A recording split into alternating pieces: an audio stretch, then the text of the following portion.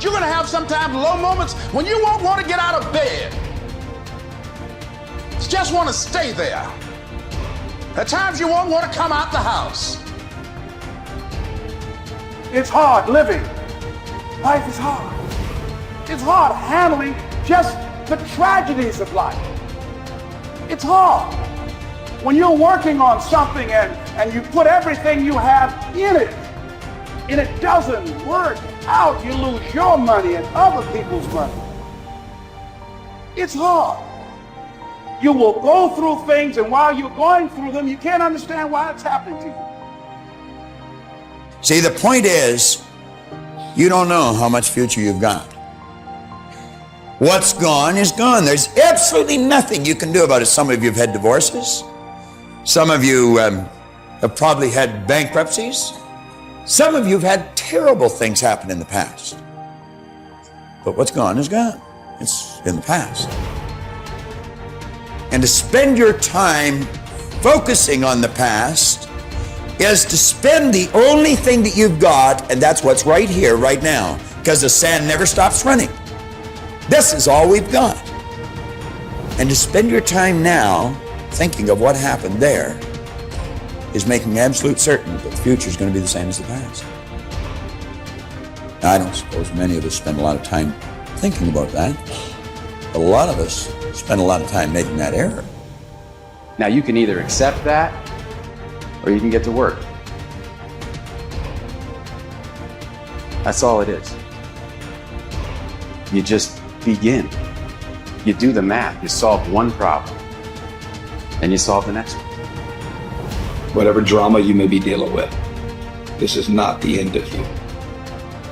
No matter what it is not the end. You can't quit now. And the only way out is through.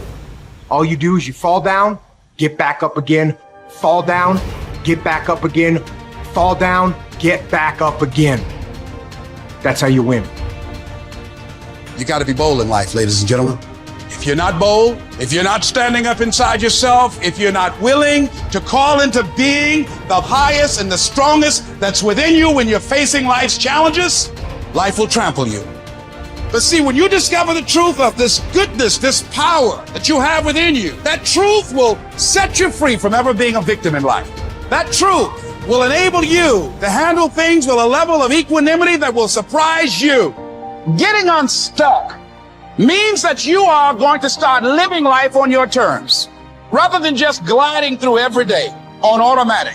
That you have a special power within, that you know that things are going to get better for you. You know that you can handle this. And because you want some different kind of results in your life, you've got to decide that I'm going to go all out. Now listen to me. I don't care what you're going through. If you're not dead, he ain't through with you yet. As long as you waking up, you still in the game. As long as you alive, you can still make it happen. As long as that breath in your nostrils move, you still in the game. You still can win. Now get your butt up. Why do you keep crying? Why me, God? Why did I get Immerse? Why did I get cancer? Why did my mama die? Why did I get fired? Listen, you got put through that because what that does, that tension produces greatness. Stop running from it and run to it. Lions don't cry. Lions don't give up. Lions don't quit. Lions hunt. That's what we do for a living. We turn tragedy into triumph.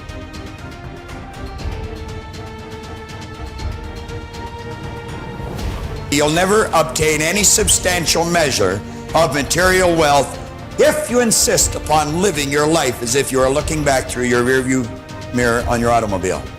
Nevertheless, it seems to be a very common error which many people have turned into a habit. Let the dead bury the dead. Let it go. I don't care how bad it was, let it go. 5 years from now, 10 years from now, when you look back in retrospect at that terrible thing that's happened, you're going to find it was probably one of the best things that ever happened to you. Advancement of all kinds is preceded by a crisis. The greater the crisis, the greater the opportunity for advancement. Or you could put it another way. You could say, out of all confusion comes order, a higher degree of order than that which existed prior to the confusion. Because you see, the confusion was a learning state. Remember, I was pointing out that business is fun. It really is. I see business as a game. It's a game we're playing, and we play to win. And when we're winning, we're having fun. And when we're losing, we're learning. Let's treat both of the experiences exactly the same. They're learning experiences. Now we say, remember the old adage which says, let the dead bury the dead. Stop looking back on your life and worrying about the things which have already occurred and which you can no longer alter. That's like trying to change the time you got out of bed this morning. You're never going to be able to do it. That stands for eternity. You cannot go back and change it, since you cannot let it go. Pursuing that kind of mental activity will never lead to anything worthwhile, any worthwhile accomplishment in your life. You should understand, moreover, that all accomplishments in your life, you should understand, moreover, that all of the great achievers of the past have been visionary figures. They did with their life what, like Scott was saying, he does with his music. He heard it in here. They see their life in here. They're building visions of a great future. We've got a vision of a great company. We've already got a great company. We want a better one. We serve a lot of people. We want to serve more. And as we do, we receive greater rewards. Because we receive greater rewards, we become more comfortable, more creative, and we can provide more service. It's a beautiful cycle that we're in. Looking into the past is a self-doom fulfilling cycle. You just keep getting it worse, worse, worse. We've all done it, so we know what it's like. These visionary figures were men and women who projected into the future, and they did not belabor over things which had already passed. They thought of what could be rather than what already was, and then they moved themselves into action to bring these things into fruition. If there were tips for success, everybody would have been successful. There are no tips for success. Only those who are not so successful, or those who are not successful, think somewhere if you read 10 points in a book, you're going to be successful. We need to understand this. If you want to be successful, don't seek success. What you seek is competence. If you enable yourself, and if you do something well, other people will say you're a success. If you think, I'm a success, it's foolish, isn't it? You're doing something, and you're doing it well. Other people in the town, or in the country, or in the world, people will say, oh, he is doing something really successful. They're looking up to you. That's fine. You look up to yourself. That's madness, okay? You don't seek success. You seek empowerment, you seek competence, you do it the best that you can do. You cannot do as well as somebody, but you can do the best that you can do. So if you do your best, if your best is good enough, world will recognize. If it is not, you will be happy. So what does success look like? What does it take? Well, you know, I know family and friends who always have their breakfast on time. And after breakfast, of course, they must have coffee. After coffee, of course, they must light up a cigarette and sit there nicely because they're trying to become peaceful. And then they will go to work, come back home exactly on time for lunch, eat lunch, rest for 1 or 2 hours, sleep, then evening have one tea, and then smoke, and then again go to work. And at 8 o'clock, 8:30, they're back home for dinner, and then maybe other things, drink and this and that and whatever. But those who have been very successful, either in music, sport, art, business, spiritual process, doesn't matter what, those people never know when they ate, when they slept, when they got afternoon rest. So those who are committed to being successful with whatever they're doing, one important aspect of their life is they're not settling down wherever it's a bit comfortable, because comfort will happen when they lower you too in the grave. Very comfortable you are, you know. Right now it's about ensuring that there is profoundness of experience and there is impactfulness of activity, because if they had given you a limitless amount of time, you could do all those things. Nothing wrong, I'm not against them. But they gave you such little time with such tremendous potential of being human. That's the problem. For every one of you, your life is precious, isn't it? It's a precious life.